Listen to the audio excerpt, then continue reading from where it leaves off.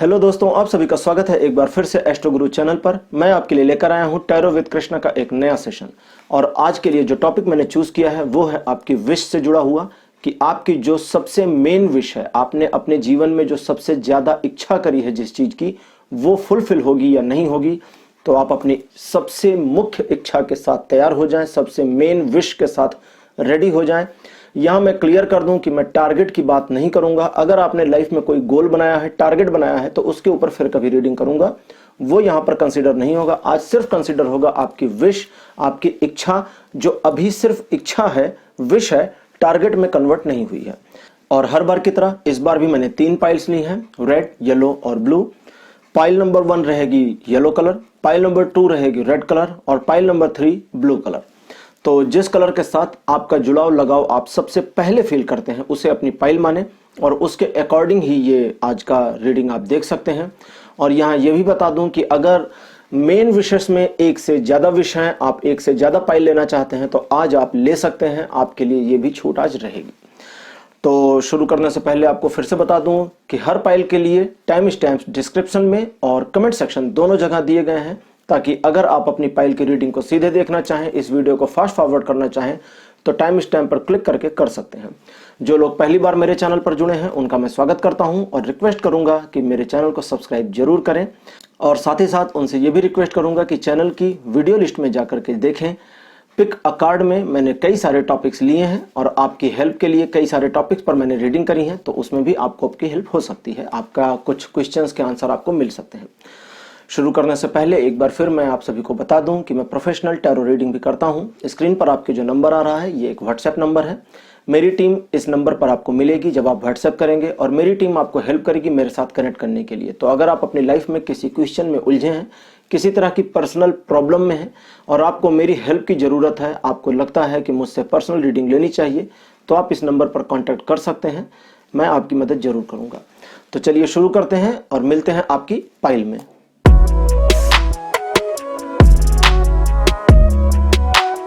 Hello pile number 1, आप सभी का स्वागत है आपकी रीडिंग में। आपने अगर येलो कलर चूज किया था तो आपकी पाइल नंबर 1 है, और आज की रीडिंग अब आपके लिए मैं शुरू करूंगा और देखूंगा कि आपकी लाइफ में जो सबसे मोस्ट इंपॉर्टेंट विश आपकी है, सबसे मुख्य इच्छा आपकी है, उसके पूरे होने के कितने चांसेस हैं, और क्या उस इच्छा को आप अपने टारगेट के तौर पे ले सकते हैं या बिना टारगेट के रूप में बदले ही आपकी इच्छा पूरी होगी या नहीं होगी। यानी कि यूनिवर्स, एंजल्स, गॉड आपसे क्या चाहते हैं, आपके लिए क्या लेकर के आ रहे हैं, ये सारी चीजें टैरो से आज मैं कवर करने की कोशिश करूंगा। तो पाइल नंबर 1 देखते हैं आपके लिए क्या इंफॉर्मेशन आई है टैरो से। पहला कार्ड आपके लिए आया हुआ है पेग ऑफ द कप्स का। कार्ड नंबर 2 की पोजीशन पर आपके लिए है हाई प्रीस्टेस। दोनों ही कार्ड बहुत अच्छे आए हैं। थर्ड पोजीशन पर है 6 ऑफ द कप्स। कुल मिलाकर ये भी बढ़िया कार्ड है। नंबर 4 में आ गया हैंग्ड मैन, और नंबर 5 पर है आपके लिए व्हील ऑफ द फॉर्च्यून। तो 5 कार्ड्स मेरे आ चुके हैं राइडर वाइट टैरो डेक से। पाइल नंबर 1, आपकी जो विश है, जब वो इनिशियल स्टेज पर थी या शुरू में जब आपने उसके बारे में सोचा था, तो शायद आपको हंसी आई होगी कि आपके दिमाग में ऐसी इच्छा आई क्यों है, इसके पूरे होने के चांस तो नहीं है।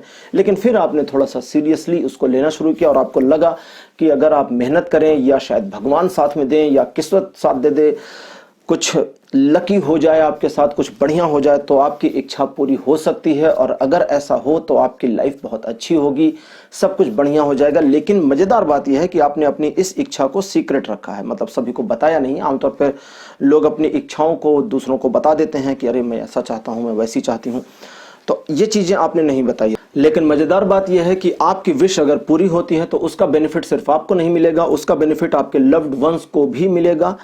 आपकी विश के पूरी होने का जो परिणाम है, जो प्रतिफल है, वो आपको और आपके आसपास जिनको आप प्यार करते हैं, जिनको आप अपना मानते हैं, उन तक भी इस विश का परिणाम पहुंचेगा। या ये कहें कि आपके पास जो खुशियां इस विश को पूरी होने पे आएंगी, उन खुशियों को आप अपने लव्ड वंस को भी बांटेंगे।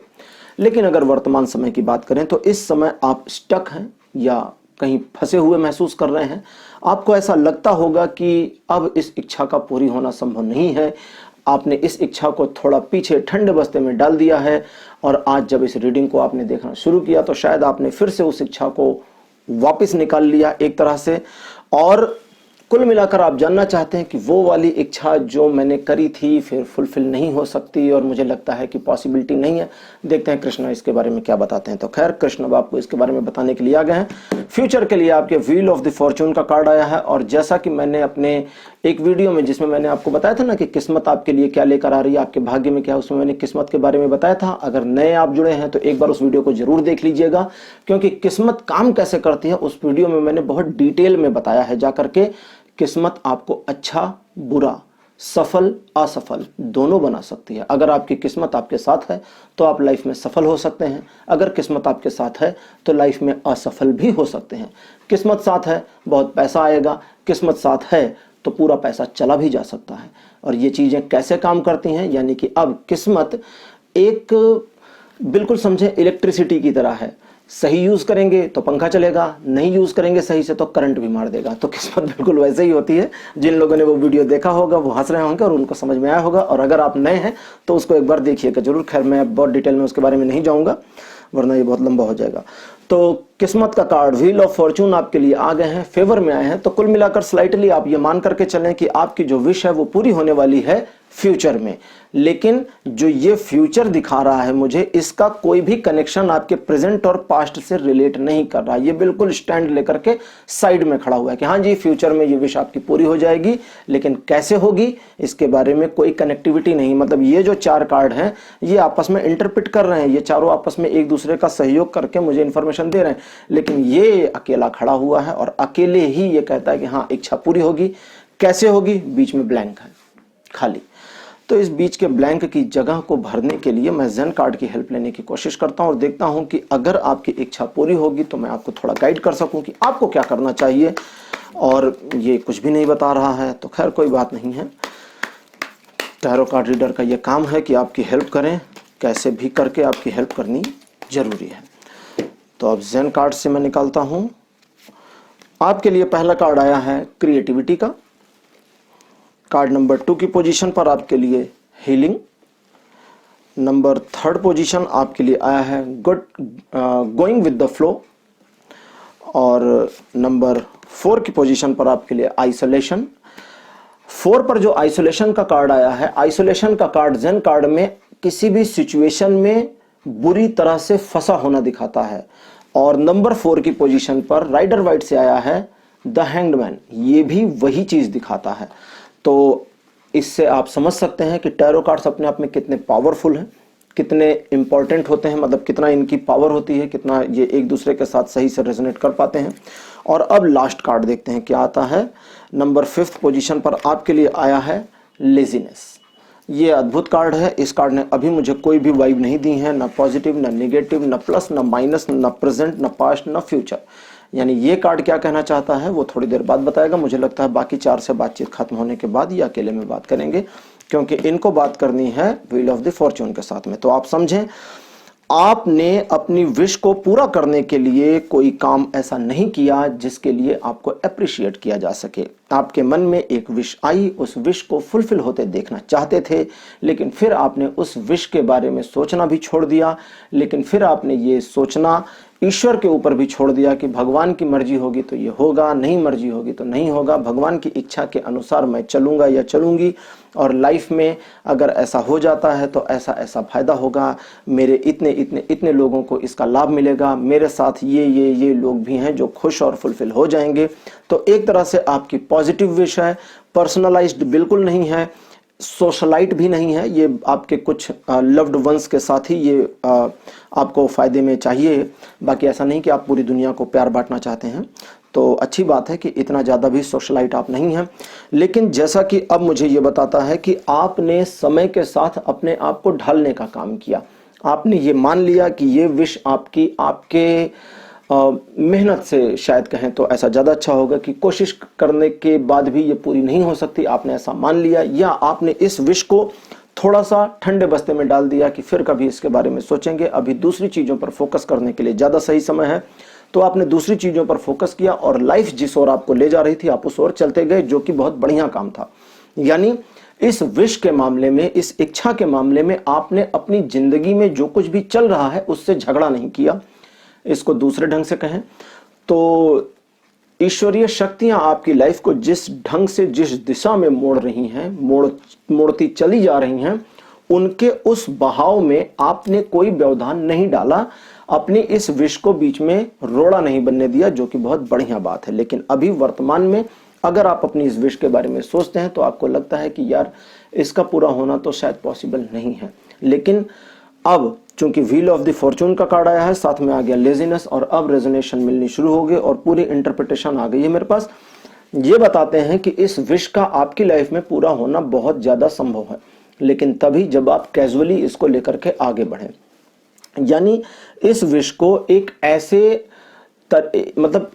टारगेट के रूप में लेके चलें जिस टारगेट के लिए आपको नाहक परेशान नहीं होना, अपने आप को तंग नहीं करना। बस इस विश को एक टारगेट बना लें कि ये विश इतने टाइम में मेरी पूरी हो जाएगी, इसकी टाइमलाइन मेरे लिए ये है, और इतने टाइम में भगवान मेरी हेल्प करेंगे, ईश्वरीय शक्तियां मेरी मदद करेंगी, और अपने आप मेरे जीवन में रास्ते बनते जाएंगे, मुझे मार्ग दिखता जाएगा। वो कहते हैं ना कि आप आगे बढ़िए, ईश्वर आपको रास्ता दिखाते हैं। एक दरवाजा बंद होता है तो 10 खुल जाता है, तो जब 10 खुलेगा तो आपको पता नहीं ना 10 कौन सा खुलेगा, लेकिन पहले एक को बंद होना होगा। इंपॉर्टेंट क्या है? पहला बंद होना। जब तक वो बंद नहीं होगा दूसरे खुलेंगे नहीं।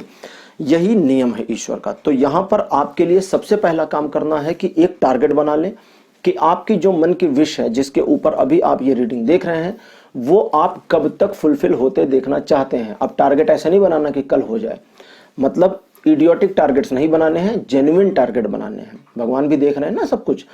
जेन्युइन टारगेट मतलब आपको पता होगा कि आपकी विश क्या है। जैसे फॉर एग्जांपल मान लेते हैं कि आपको मिठाई लेकर आनी है 1 किलो, और आपने ये विश करी है कि मुझे बाजार से 1 किलो मिठाई लानी है और अभी इस समय थोड़ा रात का समय है, तो अभी तो आप जा नहीं सकते मार्केट, तो आपको सुबह जाना होगा। और सुबह कब जाना होगा? सुबह 10 बजे के बाद जाना होगा। तो टारगेट क्या है कि मैं सुबह 11 बजे मार्केट जाके मिठाई लाऊंगा या लाऊंगी। तो ये एक टारगेट हुआ, और टारगेट जेन्युइन हुआ। ऐसा टारगेट नहीं हुआ ना कि रात को 4 बजे मैं जाऊंगी मिठाई लेकर आऊंगी, कहीं नहीं मिलेगा, मार्केट बंद होगी, तो ये विश पूरी नहीं होगी। तो मतलब ये एक एग्जाम्पल था। मिठाई की विश मैंने इसलिए कही कि मुझे एक सबसे छोटा एग्जाम्पल लेना था जो बिल्कुल भी किसी की भी विश से रेजोनेट ना करे। किसी ने मिठाई की विश तो नहीं की है ना? ठीक है, अगर किसी ने प्लीज मिठाई की विश की हो तो लिखना जरूर यार, मुझे ये पढ़कर मजा आएगा कि कोई ऐसे भी हैं जिन्होंने सिर्फ 1 किलो मिठाई के डब्बे की विश करी। कोई बात नहीं, तो मैंने इसको इसीलिए लिया क्योंकि मुझे लगा ये किसी की विश नहीं होगी।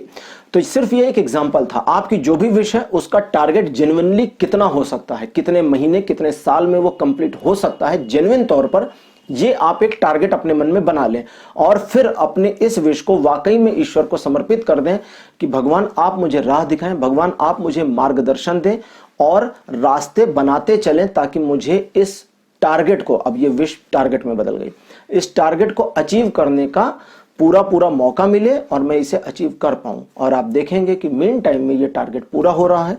आने वाले समय में इस विश के अकॉर्डिंग आपके सामने रास्ते बनते जाएंगे, रास्ते खुलते जाएंगे, ब्लॉकेज हटते जाएंगे। आपको सिर्फ एक चीज करना है, और वो बहुत ध्यान से सुनिए। इस विश के बारे में बिल्कुल भी टेंशन नहीं लेनी है। लेजीनेस का कार्ड आया है जो बताता है कि जितना कैजुअल मोड में रहेंगे, जितना आराम के मोड में रहेंगे, उतना जल्दी ये विश पूरी हो जाएगी। आराम के मोड का ये मतलब नहीं कि आपको विश पूरी करने के लिए कुछ मेहनत करनी थी तो भाई कृष्णा ने तो बोल दिया मैं आराम करूं, आराम से रजाई ओढ़ के सो जाऊं, ऐसा नहीं है। आराम का मतलब हुआ कि आप इस विश के बारे में परेशान ना हो, बहुत ज्यादा दिमाग में हौच पौच ना करें, दिमाग में बहुत ज्यादा प्लानिंग ना करें। सारी प्लानिंग अपने आप आपके दिमाग में खुलती चली जाएगी, क्लियर होती चली जाएगी। जैसे वो कभी कभी होता है ना लाइफ में कि आप किसी चीज को लेकर बहुत परेशान हैं, उस चीज का हल नहीं मिल रहा, फिर आपने क्या किया, उस चीज को छोड़ दिया, चाय पानी किया, खाना पीना खाया, सो गए, सुबह उठे, आपको सोल्यूशन मिल गया। कैसे मिल गया सोल्यूशन? वो ऐसे मिल गया कि आपने उस चीज के पीछे भागना बंद कर दिया था। तो इस विश के पीछे ना भागना बंद करें, टारगेट बनाएं, चीजें ईश्वर पर छोड़ दें, और ईश्वर आपके रास्तों को ठीक कर देंगे, बिल्कुल वैसे ही जैसे कुछ समय पहले आपने इस विश को छोड़ दिया था या ठंडे बस्ते में डाल दिया था, और जीवन जिस दिशा में आपको लेकर आगे बढ़ रहा था आप उस दिशा में आगे जा रहे थे, और अपने आप को इस विश के लिए बिल्कुल भी बॉदर नहीं कर रहे थे, बिल्कुल भी तंग नहीं कर रहे थे। तो बिल्कुल ऐसे ही आपको करना है। लेकिन चूंकि ये पहले विश ही विश थी, इस विश का कोई टारगेट नहीं था, तो भगवान को भी नहीं पता था कि कब आपको देना है, मतलब वो मिठाई का डिब्बा कब खरीदना है। आपने कहा 1 किलो मिठाई का डिब्बा भगवान मेरे को चाहिए, कब चाहिए पता नहीं, भगवान जब मर्जी तब दे दो। तो भगवान हो सकता है 100 साल के बाद दें, या बोले ठीक है जब आप पूरा निपटा विपटा के मेरे पास आना तो मैं आपको यहीं दूंगा मिठाई का डिब्बा, ये लो जी आपकी विश पूरी। तो टारगेट बनाइए, ठीक है। टारगेट बनाने से उसके अचीव होने में आपका जो उसका जो अचीव होना है वो जल्दी हो जाएगा, वो अचीव हो जाएगी। और यहाँ व्हील ऑफ द फॉर्चून आपके फेवर में है, यानी किस्मत आपका सपोर्ट कर रही है। और किस्मत इसमें यहाँ इस वाले मामले में, इस विश के, स्पेशली विश के मामले में किस्मत सपोर्ट कर रही है। और किस्मत आपको नहीं, उस विश को सपोर्ट कर रही है। तो किस्मत ऑटोमेटिकली चीजों को सेट करना शुरू कर देगी। और जब चीजें सेट होंगी तो आपकी लाइफ में आप देखेंगे कि अपने आप चीजें बदल रही हैं। और अगर ये बदलाव आपकी लाइफ में आते हैं, रास्ते अपने आप मिलने शुरू होते हैं, आप अपने विश को प्राप्त करने की दिशा में, विश को फुलफिल करने की दिशा में आगे बढ़ना शुरू कर देते हैं, तो किसी से ये कहिएगा नहीं, इसको सीक्रेट रखिएगा चुपचाप अपने मन में, अपने दिल में। क्योंकि जब आप किसी बात को कह देते हैं तो वो गहराई में नहीं उतर पाती है और वो खत्म हो जाती है। तो जो विश है, आपने सुना होगा ना, कहते हैं कि वो स्टार टूटा विश मांगो, और विश मांगो तो किसी को बताओ नहीं। तो ऐसे ही जब विश के मामले में आप आगे बढ़ रहे हो तो भी किसी को बताना नहीं, जब तक कि पूरा ना हो जाए, कंप्लीटली विश पूरी होकर आपके हाथ में हर चीज आना जाए। जब हाथ में आ जाए तब बताइएगा लोगों को कि मैंने ये विश की थी, फिर इसको मैंने टारगेट में बदला और भगवान ने इस टारगेट को पूरा कर दिया। कुछ भी आपको नहीं करना है, चीजें जो जो आपको करनी है सारी गाइडेंस गॉड की ओर से आपको मिलती चली जाएंगी। ऐसी परिस्थितियां बन जाएंगी कि आप उसमें अपने आप को इन्वॉल्व करने के लिए बाध्य हो जाएंगे। ऐसी परिस्थितियां बन जाएंगी कि आप मेहनत करने को मजबूर हो जाएंगे। ऐसी परिस्थितियां भी बन जाएंगी कि अगर आप पीछे हटना चाहेंगे तो सिचुएशन आपको आगे धक्का मार के ले आएगी। और धक्का इसलिए मारेगी क्योंकि किस्मत आपके साथ में है। तो किस्मत अब आपको धक्का लगा देगी यहाँ पर। फिर भी किस्मत आगे से नहीं है, पीछे से ही धक्का लगाएगी, याद रखिएगा। इसलिए टारगेट बनाइए, बिना टारगेट के काम नहीं होगा। पाइल नंबर 1 आपके लिए आज की रीडिंग को यहीं क्लोज करता हूं। उम्मीद है आपको अपने क्वेश्चंस का आंसर मिल गया होगा। और मेरी भी विश आपको है, मेरी ओर से बेस्ट विशेस हैं कि आपकी विश पूरी जरूर हो जाए। इस वीडियो को यहीं पर क्लोज करता हूं। और चलते चलते एक बार फिर आपको बताऊं कि मैं प्रोफेशनल टैरो रीडिंग भी करता हूं। अगर आप अपनी किसी प्रॉब्लम से 2-4 हैं, समस्याग्रस्त हैं और आपको किसी तरह की मुझसे हेल्प चाहिए, तो स्क्रीन पर जो नंबर आ रहा है इसके ऊपर कांटेक्ट करना ना भूलें। मेरे साथ कांटेक्ट करिए, मैं आपकी प्रॉब्लम्स को सुलझाने में, आपके जीवन को ट्रैक पर वापस लाने में आपकी हेल्प करूंगा। तो आज के लिए इतना ही। अगले वीडियो में आपसे फिर मुलाकात होगी, तब तक के लिए बाय बाय।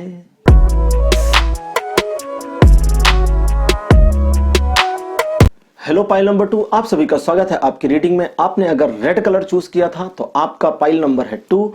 और अब मैं आपके लिए रीडिंग शुरू करूंगा और देखूंगा कि आपकी लाइफ में आपने जो विश सबसे ज्यादा चाहिए है, जिस इच्छा को आपने सबसे ज्यादा चाहा है, उस इच्छा का पूरा होना कितने % तक पॉसिबल है और कितने % तक नहीं है, और आपको इसके लिए क्या करना पड़ेगा या क्या नहीं करना पड़ेगा, ये सारी चीजें यहाँ पर आ जाएंगी। तो कमर कसकर तैयार हो जाइए। वो क्या कहते हैं, कुर्सी की पेटी बांध लीजिए, उड़ान के लिए तैयार। तो अब आपके लिए रीडिंग शुरू करते हैं और देखते हैं कि आपके लिए क्या आता है। पहला कार्ड आपके लिए आया है 7 ऑफ द कप्स का। दूसरा कार्ड आपके लिए आया है 7 ऑफ द पेंटिकल्स का। 2 7s मेरे पास आ गए हैं। और अब आपके लिए तीसरा कार्ड आया है night of the cups. Card number 4 आपके लिए है 2 ऑफ द कप्स। और कार्ड नंबर 3 आपके लिए है 5 ऑफ द कप्स का। कप्स के हाउस से आए हैं 4 कार्ड्स और केवल 1 कार्ड आया है पेंटिकल्स के हाउस से। तो 5 के 5 कार्ड आए हैं माइनर अरकाना ग्रुप से।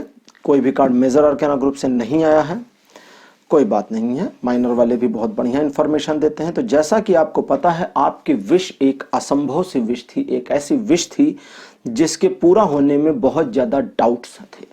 शुरुआत में ही डाउट्स थे। आपको पता था कि ये एक तरह का ख्याली पुलाव है, हवाई किला है, हवाई महल है, और इसे पूरा करने के लिए ना आपके पास क्षमता है, ना साधन है, ना धन है, ना योग्यता है। आपको ये पूरा करने के लिए बहुत ज्यादा समय भी लगने वाला है, आपको ये पता था। आपको ये भी पता था कि इस विश को अगर कंप्लीट होना है तो इस विश के कंप्लीट होने में बहुत सारी चीजों में परिवर्तन आने की जरूरत है। और इतने परिवर्तन की उम्मीद उस समय आपने बिल्कुल करी नहीं थी जब आपने ये विश अपने मन में सोची रही होगी। आगे भविष्य में, चूंकि विश तो आपकी काफी पुरानी है, लेकिन इस विश को चले हुए बहुत ज्यादा समय हो गया और इस विश के पूरा होने का जो एक उम्मीद है ये बीच में आप बिल्कुल छोड़ चुके थे। आपको लगा था कि इस विश के पूरा होने में इतना ज्यादा लंबा समय लग सकता है कि पता नहीं ये कब होगा मेरे जीवन में, पता नहीं, लेकिन आपको इतना जरूर भरोसा था कि ये होगा जरूर। मतलब वो होप आपने बिल्कुल नहीं छोड़ी। टाइमिंग चाहे जितनी लग जाए, आपको पता था कि समय लगेगा, ज्यादा लगेगा, लंबा समय लगेगा, लेकिन ये कंप्लीट होगा जरूर। तो वो होप आपके मन में जो बनी थी वो बहुत बढ़िया बात है। और प्रेजेंट टाइम आपका जो अभी चल रहा है, अभी की ये रीडिंग नहीं, अभी का प्रेजेंट टाइम, जो प्रेजेंट टाइम है ये पिछले 3 महीने से लेकर के अभी तक का होगा। इस प्रेजेंट टाइम में आप एक बार फिर से होपफुल हो गए हैं कि अब आपकी विश शायद जल्दी फ्यूचर में पूरी हो सकती है। तो फ्यूचर में पूरी होने के चांसेस आपको लगते हैं कि बहुत ज्यादा हैं। और फ्यूचर के लिए आपके लिए आया है 5 ऑफ द कप्स का कार्ड, जो 50-50, एक्चुअली 50-50 नहीं, 60-40 की चांसेस बताता है। 60% ना और 40% हाँ के चांसेस बताता है। तो 60% अभी के लिए ना हो गया है, लेकिन 40% का जो हाँ है, 40% अपने आप में बहुत ज्यादा होता है। आपको पता है अगर किसी के बचने की उम्मीद 40% हो तो डॉक्टर ऑपरेशन कर देते हैं, लेकिन अगर किसी के बचने की उम्मीद 30% हो तो डॉक्टर ऑपरेशन नहीं करता है। 40% तक ज्यादा है, लेकिन 30% कम है। तो 40% यानी कि आपकी विश पूरी हो सकती है। 40% का मतलब आप अपनी विश में फुलफिलमेंट पा सकते हैं। लेकिन वो जो 60% है वो क्यों है, वो मैं जेन कार्ड्स के कुछ कार्ड निकाल लूं, उसके बाद मैं आपको बताता हूं कि वो 60% क्यों फॉल हो रहा है, वो 60% का लैग किस वजह से आ रहा है, और उस 60% को निगेटिव से पॉजिटिव कैसे करें। आपके लिए पहला कार्ड जेन से आया है, लेटिंग गो। कार्ड नंबर 2 आपके लिए आया हुआ है, द मिजर। कार्ड नंबर 3 आपके लिए आया है, सप्रेशन। कार्ड नंबर 4 आपके लिए आया है, एक्सपीरियंसिंग। और लास्ट में नंबर 5 में आपके लिए आया है, साइलेंस। तो 5 कार्ड आपके लिए आ गए हैं जेन टैरो से। और अब मैं आपको बताता हूं कि वो 60% कैसे मैनेज होगा, या ये भी बताता हूं कि विश आपकी कंप्लीटली फुलफिल हो रही है या नहीं हो रही है। चलिए, तो मैं देखने की कोशिश करता हूं और आपको बताता हूं कि क्या क्या होगा। पाइल नंबर 2, आपको अपनी लाइफ में अगर इस विश को सचमुच में पूरा करना है तो सबसे पहले अपने माइंड की ब्लॉकेज को क्लोज करना होगा। ये आपका दिमाग है, आपका अपना एटीट्यूड है, जो आपको ये मैसेजेस रेगुलर देता रहता है कि यार ये पूरा होना ना बहुत ज्यादा मुश्किल है, मेन टाइम में पूरा होना तो असंभव ही है, जल्दी पूरा होना तो कोई चांस ही नहीं बनता, पूरा जरूर होगा, ये अंदर से धक्का आ जाता है। लेकिन कब पूरा होगा इसके बारे में निगेटिव ख्यालात आते जाते हैं। तो सबसे पहले तो इस निगेटिव ख्याल को बंद करना होगा। और 5 ऑफ द कप्स की बात करें, अब मैं 5 ऑफ द कप्स आपको प्रेजेंट करूंगा, एडिटर्स यहां स्क्रीन पर लगाएंगे 5 ऑफ द कप्स की एक बड़ी पिक्चर। अब आप इसको ध्यान से देखें, इस पिक्चर की बात करते हैं 2 मिनट के लिए। ये कार्ड मुझे क्या कहता है उसको छोड़ते हैं, 2 मिनट के लिए सिर्फ पिक्चर की बात करते हैं, इससे भी आपको बहुत सारी क्लियरिटी हो जाएगी।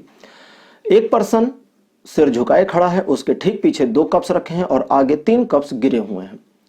वो पर्सन, उसके ठीक सामने नदी बह रही है। अगर आप ध्यान से देखो तो नदी का पानी भी आपको दिखेगा, और थोड़ा उस पर्सन के पीछे देखें तो एक ब्रिज भी दिखेगा आपको, और थोड़ा दूर में देखें तो पहाड़ियां नहीं हैं, वो एक्चुअली टावर्स हैं, बिल्डिंग्स हैं, अपार्टमेंट्स हैं, वो बने हुए हैं।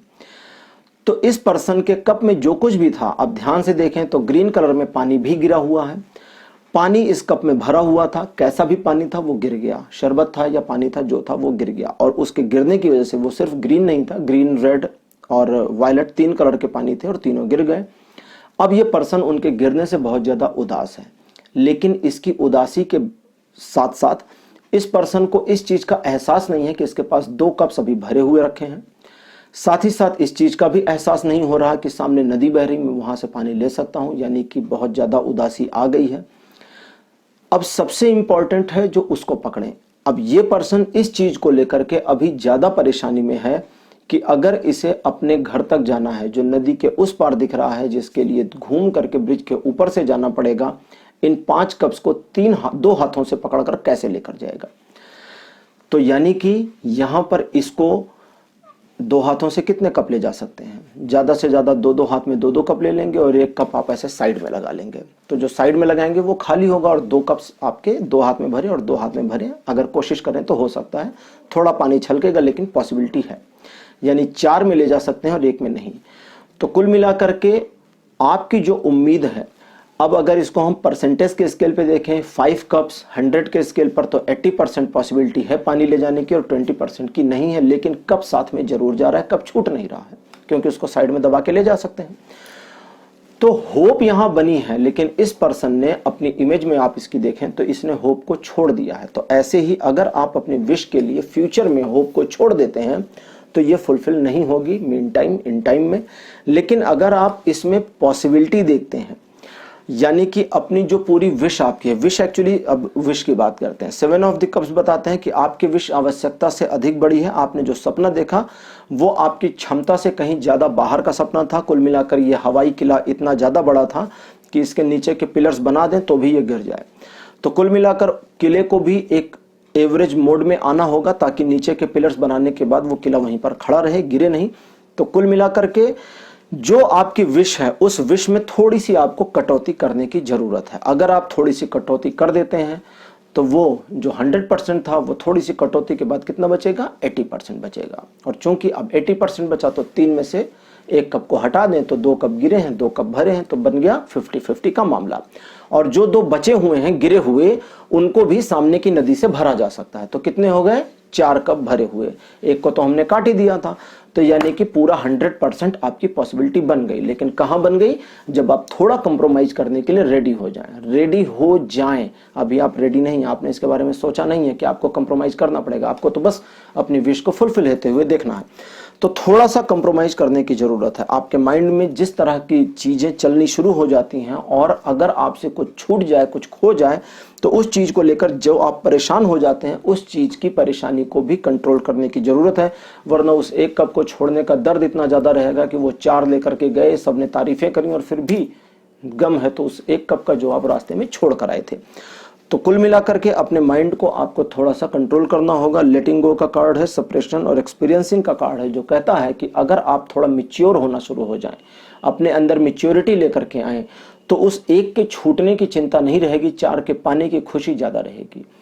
100 में से 80 मार्क्स आ जाएं तो बच्चा खुश ज्यादा हो जाता है। लेकिन वो बच्चा जिसे 20 ना मिलने का, वो जो बचे हुए 20 हैं वो नहीं मिला, इसका दुख होता है, वही बच्चा फ्यूचर में जाकर डिप्रेशन का शिकार हो सकता है। इसलिए कई बार बड़े ब्रिलियंट लोग भी डिप्रेस हो जाते हैं, क्योंकि वे जो बचा हुआ है उसकी ओर ज्यादा देखते हैं, जो मिला हुआ है उसकी ओर कम देखते हैं। और कुछ ऐसे साधारण लोग होते हैं हम जैसे, जो मिल गया है उसमें ही खुश हैं। इसलिए कभी कभी कम नंबर लाने पर भी लोग बहुत खुश होते हैं, लड्डू मिठाइयाँ बांट देते हैं, और बहुत ज़्यादा नंबर लाने पर भी कुछ लोग रोना शुरू कर देते हैं।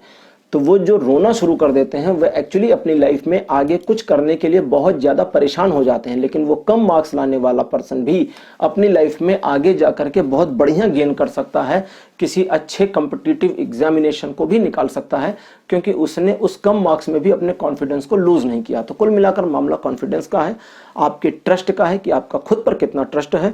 मामला इस चीज का बिल्कुल नहीं है कि लाइफ में क्या खोया, मामला इस चीज का है कि क्या पाया, कितना बचा लिया। आप अगर फोकस करेंगे इन चीजों पर तभी आपकी विश को पूरा होने में सफलता मिलेगी, तभी ये विश पूरी होगी। और दूसरा सबसे इंपॉर्टेंट, समय लगेगा, थोड़ा समय देना होगा और आपको शांत रहना होगा, एक्साइटेड थोड़ा कम रहना होगा। अगर आप इस चीज के लिए थोड़ी मैच्योरिटी दिखाते हैं, थोड़ा शांत रहते हैं और ये मानकर चलते हैं कि आपकी जो विश है ये पूरी जरूर होगी, सिर्फ यही इतना मानना है आपको कि आपकी जो विश है ये पूरी जरूर होगी, ईश्वर इसमें मदद जरूर करेंगे, तो चीजें आपके लिए बदलेंगी, तो चीजें आपके लिए परिवर्तित भी होंगी। लेकिन अगर आपने अपनी विश को अपने ऊपर हावी होने दिया, डिस्टरबेंस के लेवल तक अपने अंदर लेकर चले गए और अपने आप को इसके लिए परेशान किया कि यार मेरी जिंदगी में अगर ये एक विश पूरी नहीं हो सकती, अगर मेरा ये एक काम नहीं हो सकता, भगवान मेरे लिए इतना नहीं कर सकते, तो मेरी तो लाइफ ही बेकार है, तो एक्चुअली आपकी लाइफ बेकार हो जाएगी। क्यों?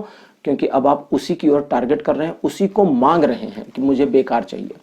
लेकिन अगर आप इस चीज के लिए अपने आप को कंसंट्रेट करते हैं कि जो कुछ भी होगा आपने विश मांगी है ना, मतलब जैसे मैंने पिछले वाली फाइल में 1 किलो मिठाई का एग्जांपल दिया था, तो उसी को पकड़कर यहाँ चलते हैं। आपने 1 किलो मिठाई की विश मांगी है और अगर ईश्वर ने उसमें से 700 ग्राम्स दिए, 300 ग्राम्स नहीं दिए, तो खुश होइए ना कि 700 ग्राम तो मिले। 300 ग्राम के लिए रोना क्यों है? 300 ग्राम में ज्यादा से ज्यादा 4 रसगुल्ले आ जाते, तो ठीक है 4 रसगुल्ले ईश्वर खा ले, बाकी तो मैं बाकी तो मैं खाऊंगा ना। तो ईश्वर अगर लेना चाहते हैं आपके विश में से कुछ पार्ट, तो एक तरह से मान लें कि वे आपके पार्टनर हैं और उनका भी पार्ट है, तो वो उतना कट करके आपको दे देंगे। तो अगर आप इस चीज के लिए रेडी हैं तो आपकी विश को पूरा होने से कोई रोक नहीं सकता है। लेकिन अगर आप पूरे 100% को चाहते हैं, पूरी 1 किलो मिठाई चाहिए, मैं भगवान को कुछ भी नहीं देने वाला, तो भगवान भी सोचेंगे यार जब मेरे को मिलना नहीं है तो मेरे को देना ही क्यों है। ठीक है, कभी कभी होता है ना, भगवान को भी अपना हिस्सा चाहिए। सुदामा जब चना खा रहे थे तो भगवान कृष्ण नाराज हो गए थे कि तुमने मुझे जरा सा भी नहीं दिया, और वो जरा सा भी न देने का फल क्या हुआ? सुदामा बहुत गरीबी में चले गए, सुदामा तंगहाली में चले गए। और बहुत समय के बाद जब सुदामा ने फिर से चने दिए कृष्ण को, जब उनके महल में मिलने गए थे, तब जाकर सुदामा की सारी कंडीशन ठीक हुई थी। तो भगवान को भी उनका पार्ट दीजिए। तो इसको मानकर चलें कि आपने विश अपनी क्षमता से ज्यादा बड़ी कर ली है और उस विश में कुछ कटौतियां होंगी और तब वो आपको मिलेगी। अभी जैसा कि आपके मन में चल रहा है कि आपकी विश पूरी हो सकती है, इसे बिल्कुल चलाए रखें। और फ्यूचर में अगर कुछ चीजें कम होकर के आती हैं तो उसके लिए बिल्कुल बॉदर ना हो, परेशान ना हो। आपकी लाइफ में जो कुछ भी आपको मिलना था वो कहीं नहीं जाएगा, यानी आपको जितना मिलना था आपने उससे बड़ी विश कर ली और ईश्वर जो बड़ी वाली है, जो ज्यादा आपने की, उतना कट करके आपको दे देंगे। लेकिन वो तभी मिलेगा जब आप तैयार हो कंप्रोमाइज करने के लिए। अगर आप तैयार नहीं हैं, आप डटे हुए हैं, अड़े हुए हैं, झगड़े हुए हैं, तो भाई ईश्वर तो झगड़ा करने वालों की बात नहीं सुनते हैं। तो इसलिए इस चीज का ध्यान दीजिए। पॉइंट नंबर 2, आपकी विश के लिए आपको जो करना है मैंने आपको बता दिया है, और इस विश को विश की तरह रहने दें, इसे टारगेट ना बनाएं। क्योंकि आपकी जो विश है, इसे अगर आपने टारगेट के तौर पर परिवर्तित करने का प्रयास किया तो यह हो नहीं पाएगा। आपको भी पता है कि यह पॉसिबिलिटी नहीं है। टारगेट के तौर पर इसे लाने के बाद में आपके दूसरे टारगेट्स अफेक्ट हो जाएंगे, उन पर प्रॉब्लम आ जाएगी। तो जो आपके टारगेट्स हैं उन पर काम करते रहें। इस विश को विश की तरह रखें। भगवान से जो आपने मांगा है उस पर भरोसा रखें, भगवान आपको देंगे, जितना आपका है उतना आपको देंगे। तो पाइल नंबर 2 आपके लिए आज की रीडिंग को यहीं क्लोज करता हूं। आज का ये वीडियो आपको कैसा लगा, आप अपने एक्सपीरियंस, अपने अनुभव कमेंट सेक्शन में जरूर लिखें। इस वीडियो को लाइक करिए, शेयर करिए और चैनल को सब्सक्राइब करना मत भूलिएगा। और हाँ, अगर आप मेरे साथ अपना एक पर्सनल टैरो सेशन चाहते हैं तो स्क्रीन के ऊपर जो नंबर आ रहा है इसके ऊपर आप कांटेक्ट करें और मेरी टीम के साथ कोऑर्डिनेट करें। मेरी टीम आपको मेरे साथ कनेक्ट करने में पूरी हेल्प करेगी। तो पाइल नंबर 2 अगले वीडियो में आपसे फिर मुलाकात होगी। तब तक के लिए बाय बाय।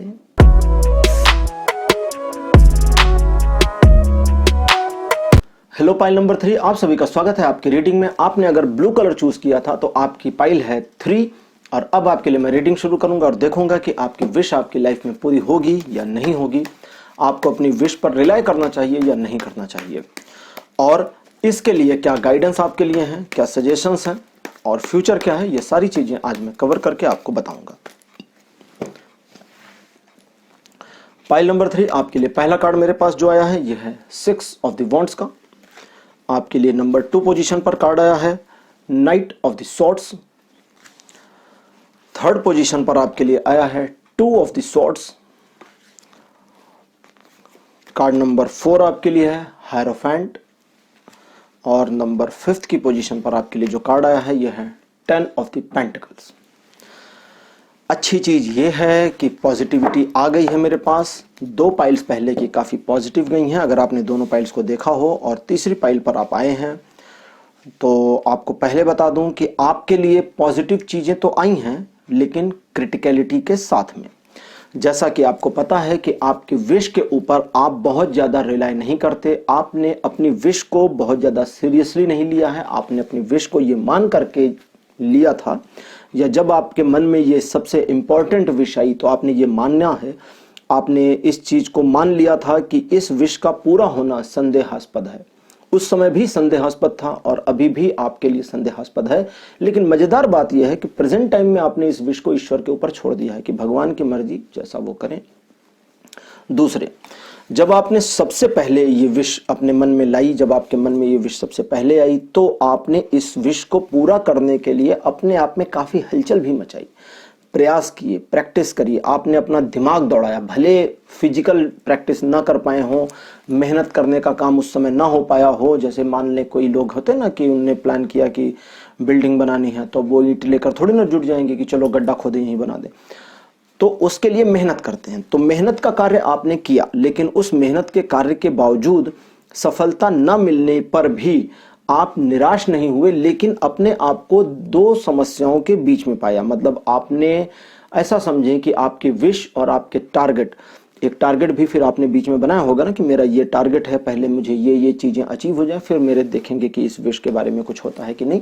तो टारगेट और विश में से आप कॉन्फ्लिक्ट में आ गए, फंस गए, और आपने दोनों ही चीजों को छोड़ दिया, एक तरह से अपने ऊपर ही छोड़ दिया, ईश्वर के ऊपर नहीं छोड़ा। और दोनों ही चीजें साइमल्टेनियसली यानी कि सम्यक रूप से एक साथ आपको परेशान भी करती रही, निराश भी करती रही, मोटिवेट भी करती रही, आगे भी ले जाती रही और पीछे भी खींचती रही, सब कुछ साथ साथ होता रहा। वर्तमान समय में आप स्थिर हो गए हैं, शांत हो गए हैं, निराश नहीं हैं, उदास नहीं हैं, तो बहुत होपफुल भी नहीं है। यानी कि न शोचति न कांक्षति सम दुखे समय कृत्वा लाभा लाभो जया जयो। मतलब ये तो गीता का श्लोक था।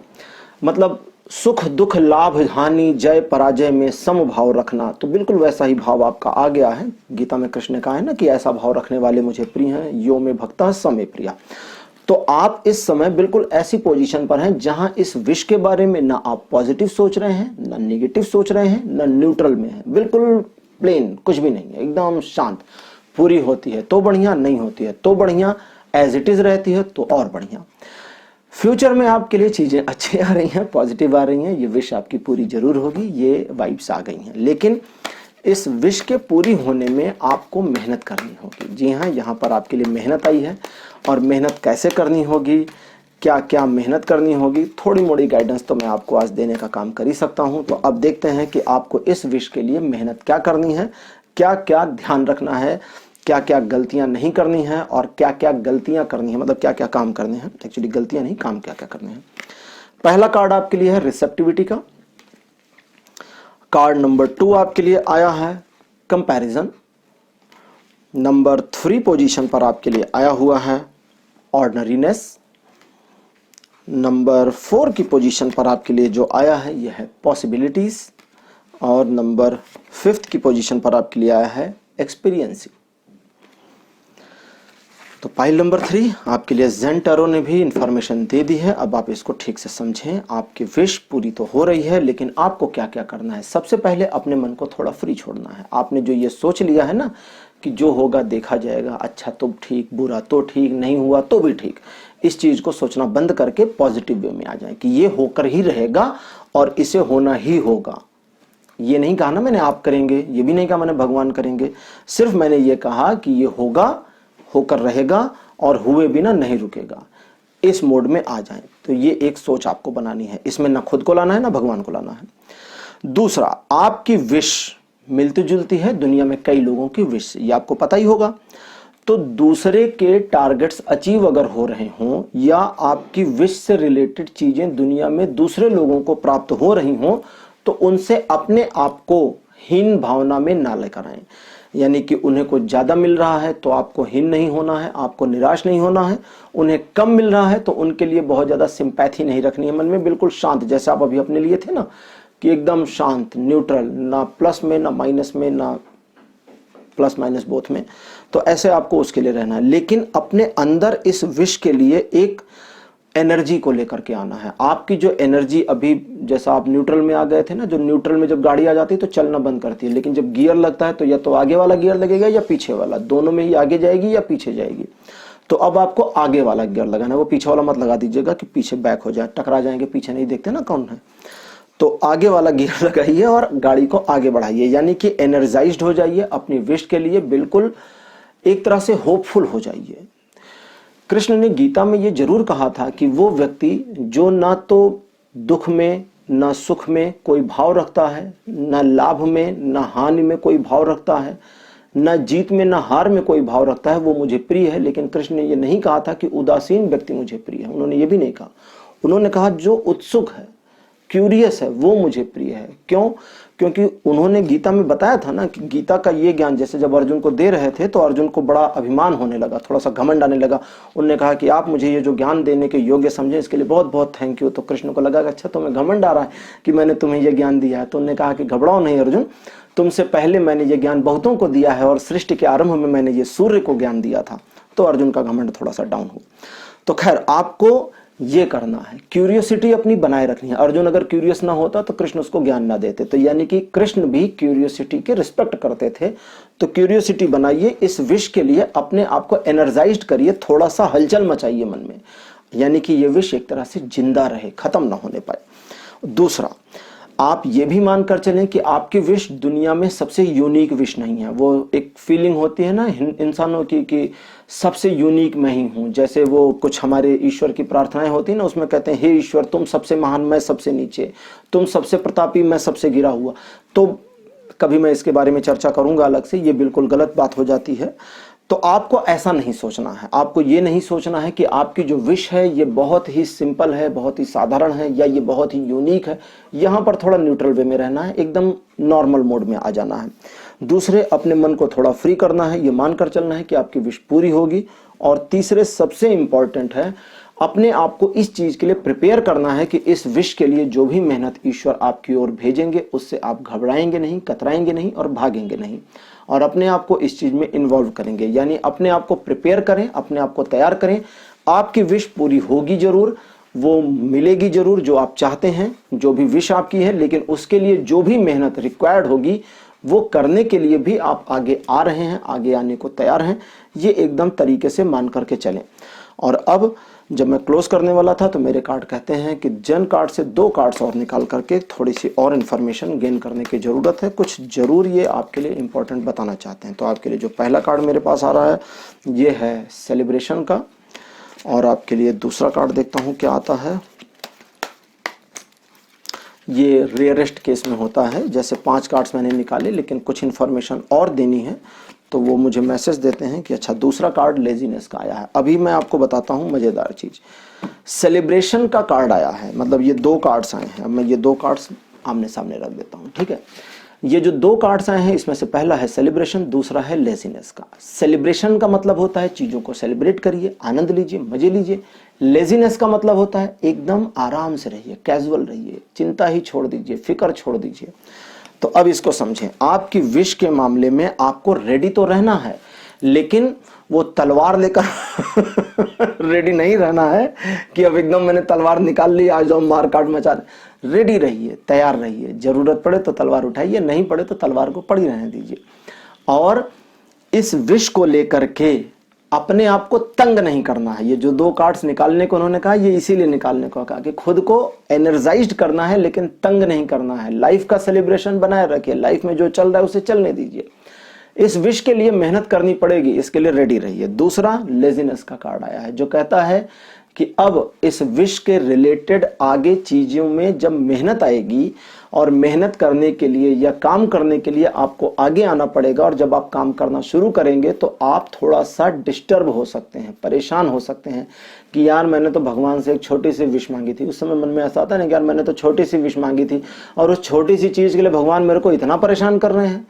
तो उस परेशानी में भी आपको एंजॉय करना है। क्यों करना है? क्योंकि परेशानी भगवान ने दी है ना। ईश्वर अगर आपको कुछ देते हैं तो आप उसका तिरस्कार करेंगे तो ईश्वर का अपमान हुआ। ईश्वर अच्छा दें तो स्वीकार करिए, बुरा दें तो स्वीकार कर लीजिए।